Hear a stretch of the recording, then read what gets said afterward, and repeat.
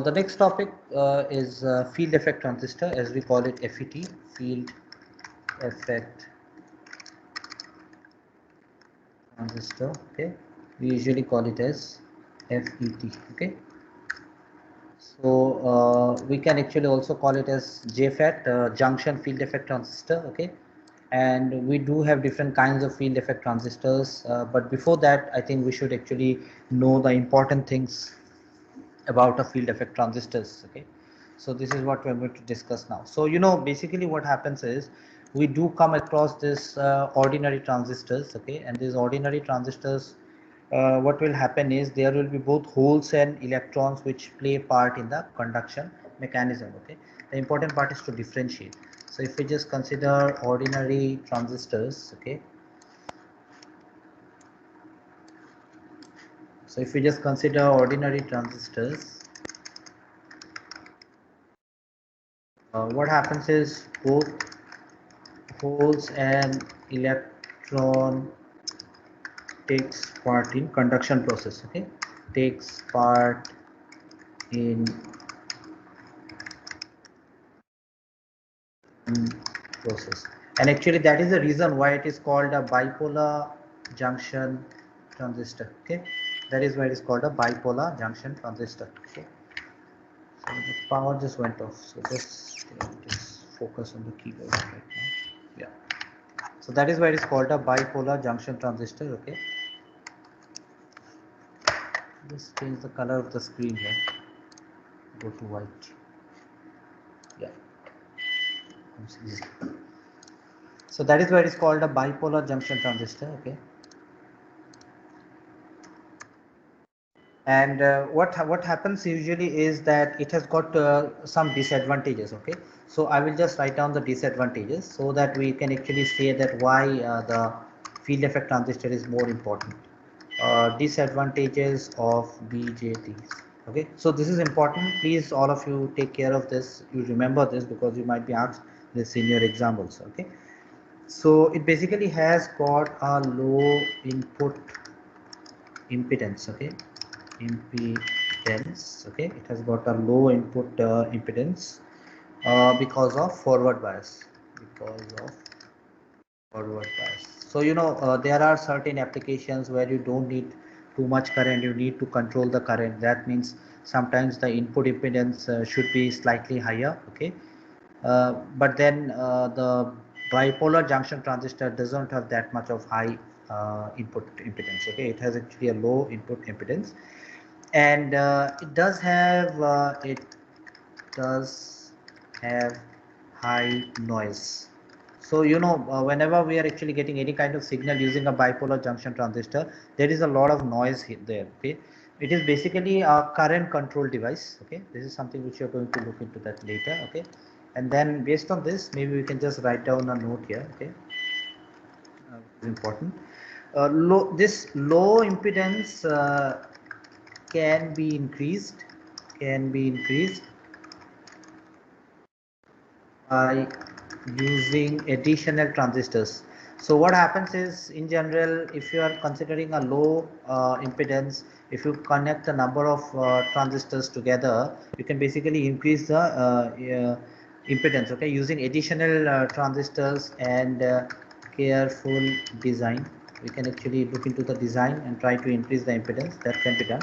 Okay, but then what happens is it doesn't have that much of high impedance. Okay, so it will be up to a few megavolts. So it's only up to a few megavolts. Okay, oh sorry, mega ohms, since we are talking about impedance here, mega ohms. Okay, so what happens is if we consider FET, the field effect transistor, because of its design and uh, biasing. Okay, we can say it's design and biasing, we have high impedance, input impedance. Okay, we have high input impedance in the range of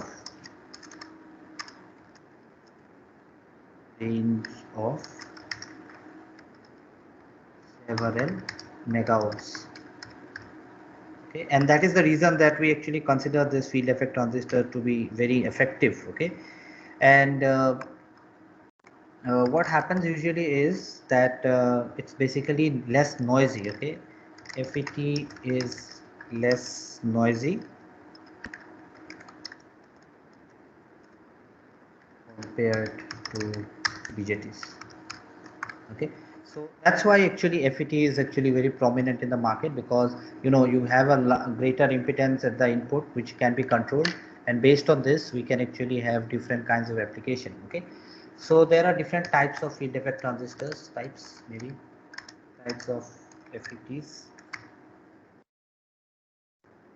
And a bipolar junction transistor is a current control device. Okay, so before I go to the type, probably I can just write down a note again.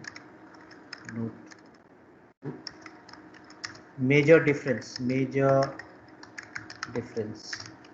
BJT, a current controlled device. Now you might be asking me why I say it's a current control device, because if you look into the output characteristic, it basically depends on the input current. So if you are having a circuit, let's say it is basically having the common emitter configuration, the output current will be across the collector and the emitter. That will actually depend on IB, the base current, and that is why we call it as a current control device. Okay, so this thing I think we have done a number of times. And FET is basically a voltage controlled device, and that is the reason it is called field. We are applying a voltage, that means we are applying an electric field. Okay, so field is the applied voltage.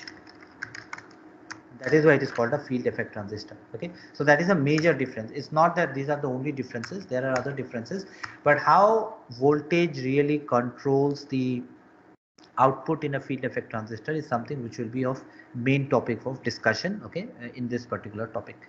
So we are going to look into different kinds of field effect transistors. Okay, and the types, if I write down, I think this is something which you all might have heard. Okay, one is called the junction field effect transistors. Okay, and the number two is metal oxide semiconductor field effect transistors. Okay, metal oxide semiconductor. Okay, semiconductor field effect transistors. Okay, so usually we call it as JFET. Okay, and this one is MOSFET. MOSFET. So both of them comes under the field effect transistor, and these are the different types of field effect transistors that we have. Okay, so this is where we actually start our main topic. First we are going to take up junction field effect transistor. Okay, and then later on we are going to deal with the metal oxide semiconductor field effect transistor. Okay, so the first topic that we are going to discuss now is junction FETs. Okay, so this will be the main topic. And as I am talking about junction, there may be some kind of junctions that we are having here, obviously, and that junction is nothing but a PN junction that we also have in a bipolar junction transistor. Okay, but basically what happens is, it is the way that it is being constructed, it is the way that the input voltage has been applied. Okay, and the biasing. Okay, and how it is actually connected to the biasing part, and that is what we are going to look into. Okay, so a JFET, okay, is three terminal device. Okay, three terminal, let's say, semiconductor device. Please keep a note on what I am saying. If I am writing down SC, you are not supposed to write down SC. Please make sure that you write it down as semiconductor. Okay, so it's basically a three-dimensional semiconductor device in which current conduction, or rather current conduction, is by one type of charge carrier.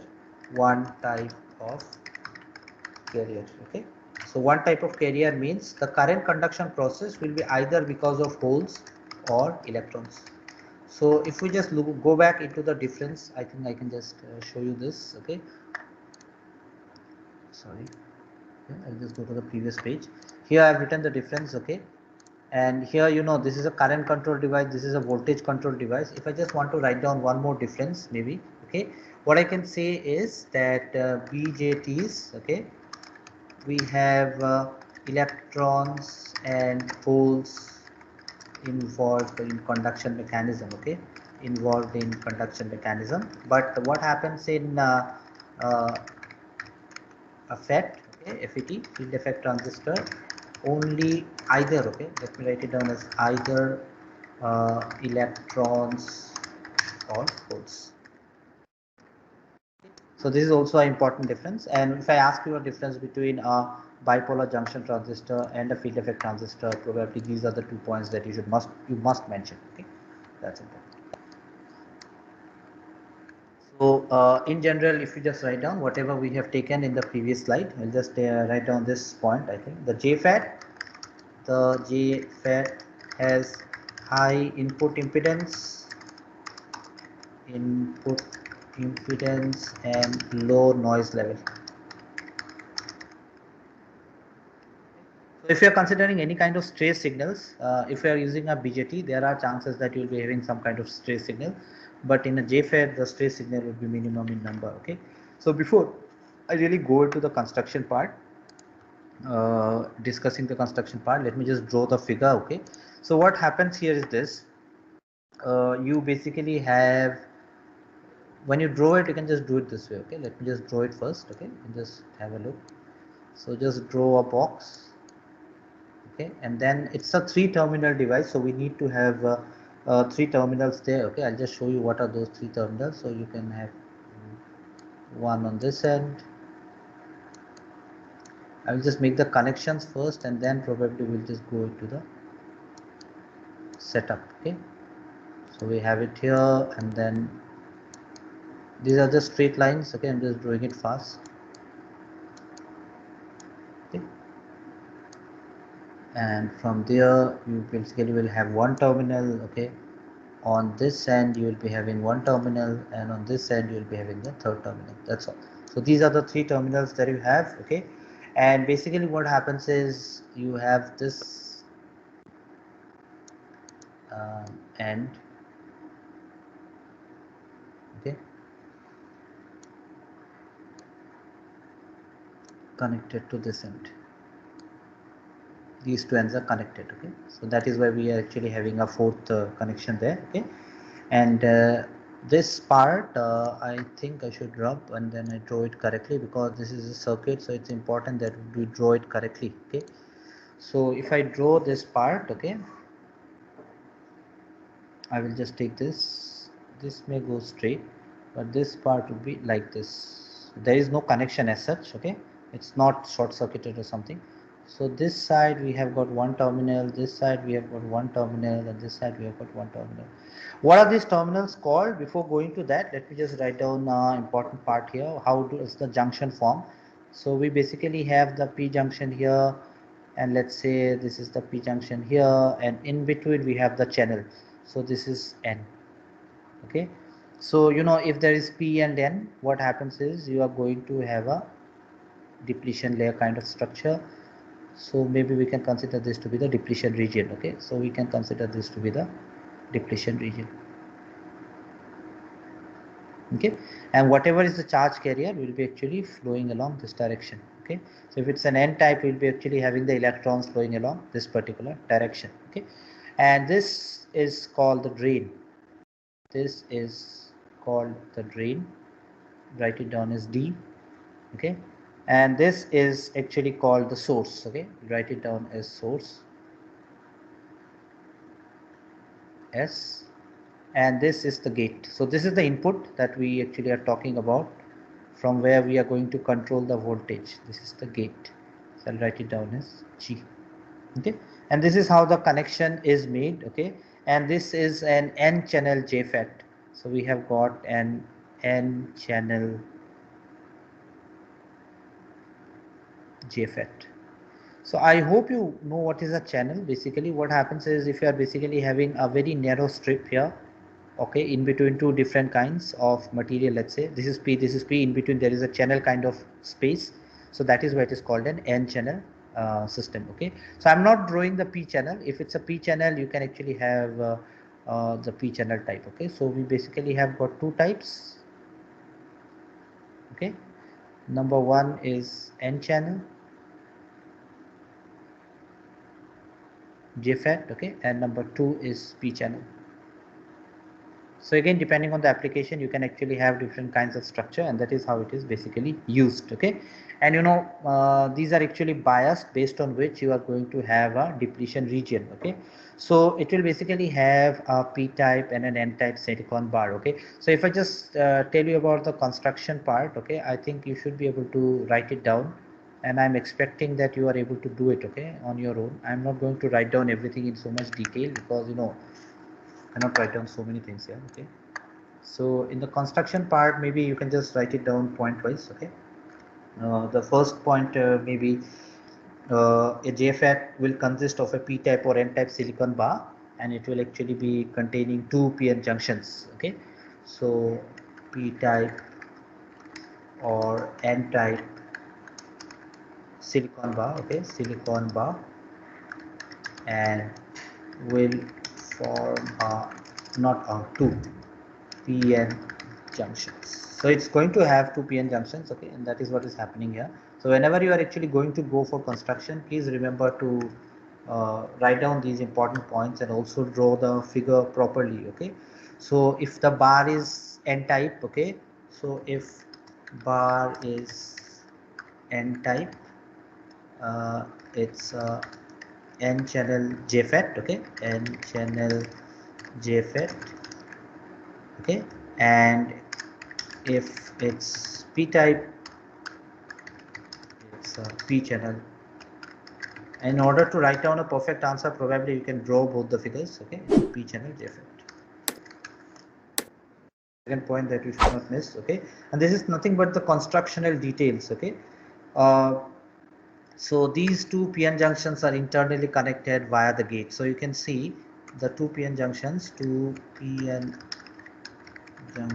are internally connected via the gate terminal.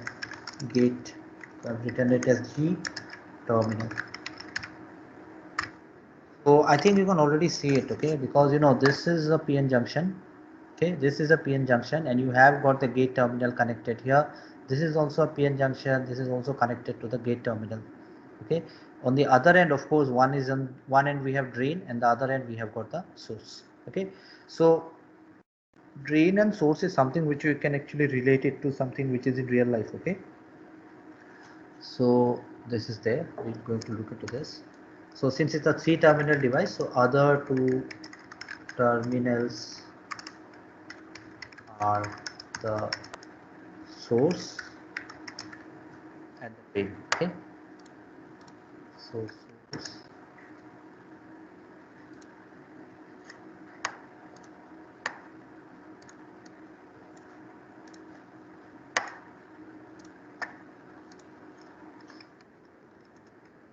so we'll represent source as S. So from now onwards, if I'm explaining JFET and I am writing down this, so I think you should be able to get this. Source is S and drain is T.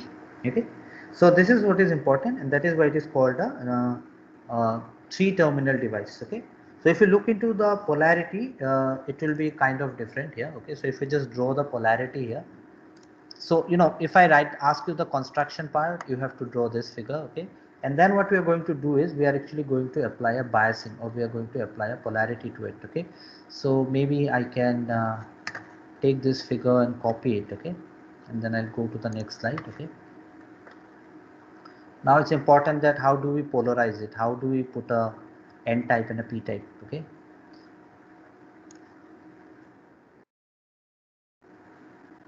so take a new page, paste it there.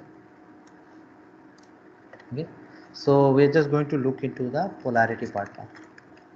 So for polarity, maybe I can do some rubbing off. I'll just rub this off here, and then drain maybe.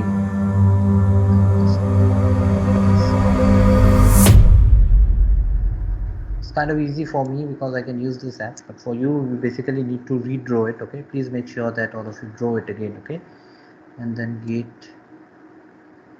This is the way to represent it. There is also a symbol which is kind of different from that of BJT. Okay, so I'm just going to look into it. Okay, so we have to apply a polarity here. So I'll just probably apply the polarity here. Okay, and then this part we can actually delete, and then probably I can use the polarity here.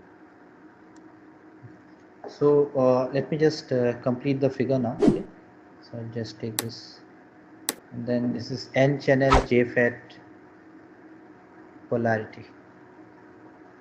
Okay, so we are actually having an N channel JFET system, right? So we basically have an N here. So I'll join this. Let me just give the name to the terminal. So this is the gate, this is the source, okay, and this is the drain.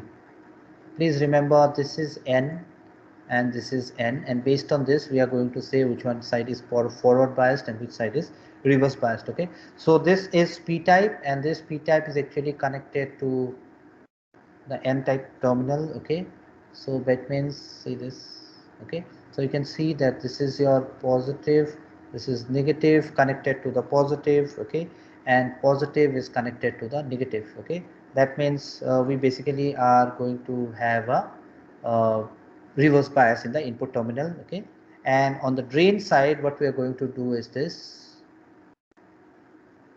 Maybe I can make this connection direct. Okay, this is okay, and here I will basically have a positive terminal, negative terminal, positive, negative, positive, negative. Okay, depending on how much biasing I want to apply, I can do it. Okay, so you see this is N type connected to the positive terminal. This is, if you go here, this is again N type, this is connected to the negative terminal. Okay, so we are really not talking about anything like forward bias or reverse bias here. Okay, but at the input terminal we are basically connecting it in reverse bias. Okay, and now what I'm going to do is probably I'm going to explain you how exactly we are going to apply the voltages. Okay, so this is the voltage across the gate and source. Okay, and this is the voltage across the drain and the source. Okay, so this is exactly how the polarities are being applied. Okay, and you know this drain and source terminal are interchangeable. Okay, drain and source terminal are interchangeable. I think this is, let me just give you this note here. Okay, note, D and S are interchangeable. So it doesn't matter which side you are actually keeping the drain and which side you are keeping the source. Okay, so you see this can be source and this can be drain, that is also possible. Okay, so drain and source are interchangeable. Okay, so this is what is the polarity of a JFET is all about, and I've already given you how does the JFET is constructed and so on. Okay, the next thing I think we should do, what is, how is the symbol, how does it we represent it in a circuit. Okay, so let's go for the symbol now. Okay, so if you remember bipolar junction transistor, we have, it is something which is similar. Okay, so what I'm going to do is okay, so we do have, when you draw a junction transistor JFET, you basically have to draw a thick line on one end. This is the gate terminal. Okay, the gate terminal is usually drawn in a thick way. Okay, and then this is your gate terminal. Okay, and then we basically, for BJT, we actually draw it at an angle. Here we are not drawing it at an angle, we are just drawing it straight. Okay, and then dropping it. Okay, on either end. So this is how it is done. Okay, how it is constructed. So just finalize this, and this part is actually darkened. Okay, I'll probably take a thicker,